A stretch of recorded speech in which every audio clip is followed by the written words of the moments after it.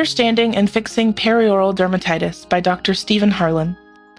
We are nearing the 60th anniversary of the term perioral dermatitis, first appearing in a 1964 publication by Mihan and Ayers.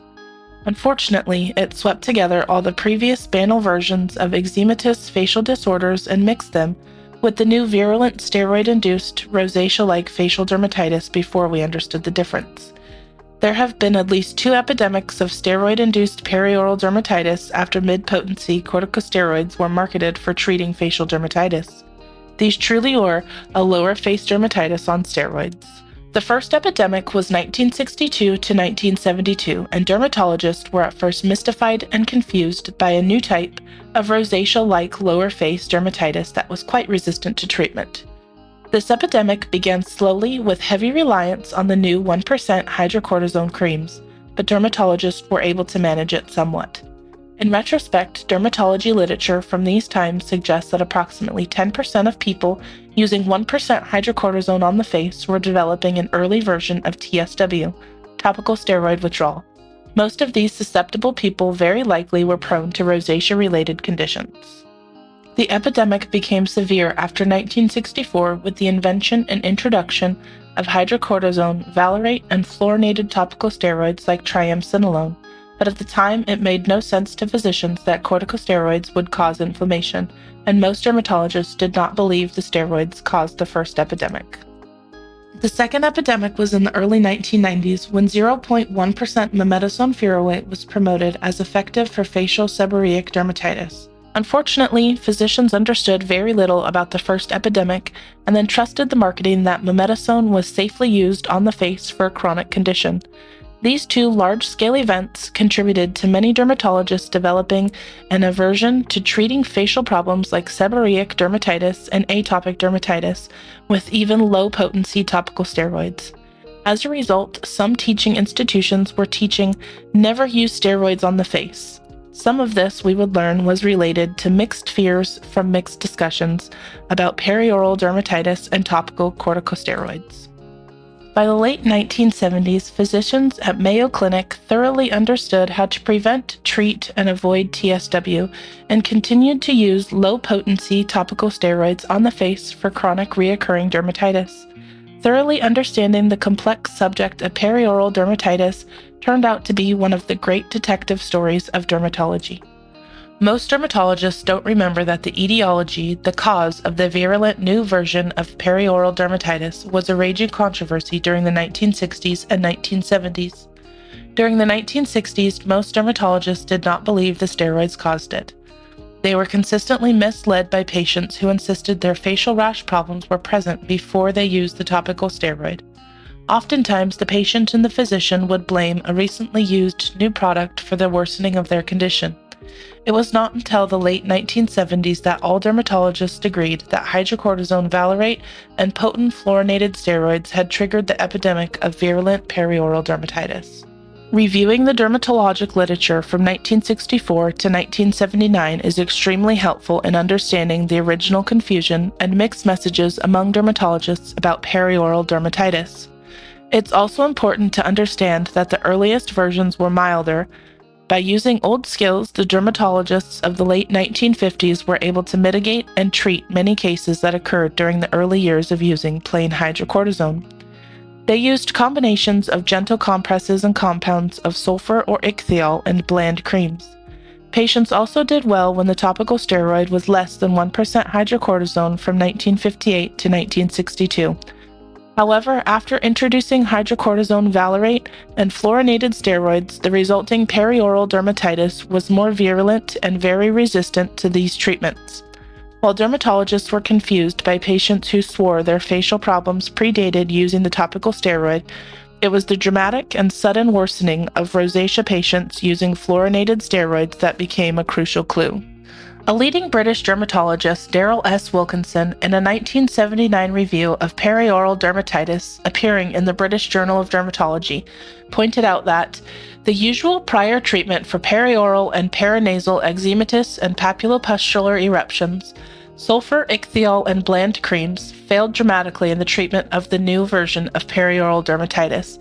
In fact, this new type of perioral dermatitis was extremely intolerant to these previous therapies. He confirmed that before introducing topical hydrocortisone in the late 1950s, dermatologists successfully treated facial eczematous rashes with gentle compresses and bland creams containing ichthyol or sulfur. Dermatologists were so good at treating banal facial eczematous eruptions that the term perioral dermatitis did not appear in our literature until 1964, when Mihan and Ayers gave the disease its present name. Unfortunately, dermatologists in their discussion of the 1960s did not take care to continue to distinguish between banal non-steroid-induced versions of perioral dermatitis and steroid-induced perioral dermatitis. Many discussions on the topic failed to include that there had always been versions of perioral dermatitis that were spontaneous and unrelated to topical steroids. These conditions often re-emerged after the TSW had run its course after weeks or months off the steroids. This led to much confusion that persists to this day.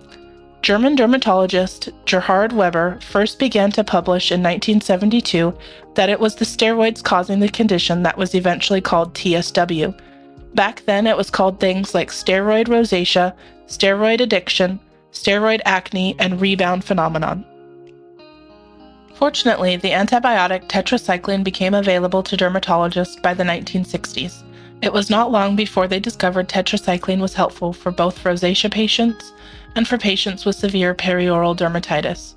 We now understand that antibiotics like tetracycline can reduce inflammation and correct immune dysregulation at the heart of these problems. Dr. Wilkinson made several trips to visit his friends in the Mayo Department of Dermatology. Since this observation from Dr. Wilkinson in 1979, he made it clear it was beneficial to lump together all spontaneous versions and assert there are two kinds of perioral dermatitis. One type is caused by prolonged use of topical steroids on the face, and the other type occurs spontaneously in children, teens, and adults and has existed since the ancient Egyptians began treating skin problems. The latter type has always been around, and it often was the reason the topical steroids were used and subsequently caused the steroid-induced version of perioral dermatitis. The spontaneous type was often mild eczematous inflammation associated with early onset of teenage acne, barrier problems, atopic dermatitis, seborrheic dermatitis, irritant dermatitis from saliva or kinds of toothpaste, early rosacea, lower face acne in adult women, irritation from physical touching, hand, telephone chin strap, and other versions of contact dermatitis. Wilkinson described many of these as paranasal dermatitis and perioral eczematous eruptions in women. When hydrocortisone became available, treating these spontaneous conditions was much easier than the compounding needed for the older bland creams ichthyol and sulfur. With the new invention, topical steroids, physicians attempted to treat all of these spontaneous eczematous versions of facial rash. By 1972, dermatologist Gerhard Weber declared in a publication that it was the topical steroids causing the epidemic of perioral dermatitis in Germany. But it was not until the late 1970s that most dermatologists agreed that topical steroids were the primary cause. The epidemic began to subside when most physicians understood that the fluorinated steroid must be withdrawn and patients treated with oral tetracycline. Author Ian Snedden presciently commented in 1976, "This does not seem to be purely an antimicrobial effect." Several authors recommended either topical 1% hydrocortisone or 0.1% hydrocortisone butyrate used with oral tetracycline immediately after discontinuing the potent fluorinated steroid. This was done to mitigate the severity of the rebound phenomenon. The mild steroid was tapered off after a few weeks, and the tetracycline continued for 6 to 8 weeks minimum. It's also reported that many patients improved by simply switching them from fluorinated steroids to either 1% hydrocortisone or to 0.1% hydrocortisone butyrate. Some patients were able to clear the vicious cycle and get back into immunologic balance without the use of oral tetracycline. From 1979 forward, many dermatologists used non-monograph, less than 2% sulfur with hydrocortisone acetate to successfully treat chronic facial conditions like rosacea and seborrheic dermatitis without inducing perioral dermatitis or worsening rosacea. There were also products with 2% to 5% sulfur that could be added for rosacea patients. When oral antibiotics were employed, these could significantly reduce the resolution time of both types of perioral dermatitis. Dermatologists also used these topical strategies to treat the spontaneous banal forms of perioral dermatitis. When irritant dermatitis occurred from acne medications like retinoids, these strategies were beneficial and safely avoided the TSW syndrome. When acne first developed in children, teens, and adult females, there can be a mildly eczematous inflammatory component. Often these sensitive new acne patients have barrier problems or a background of seborrhea, atopy, or rosacea. These patients are at high risk of irritations from acne medications and perioral dermatitis from steroids.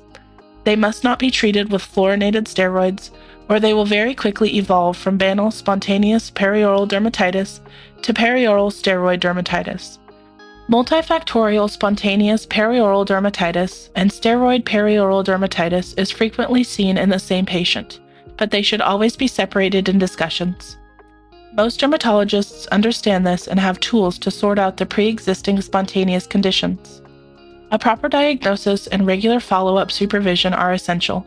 Patients can develop new sensitivities and triggers for contact dermatitis with aging. Discussions with a more precise separation of these two historically distinct clinical entities serve to place fears about steroids in perspective and better help our patients.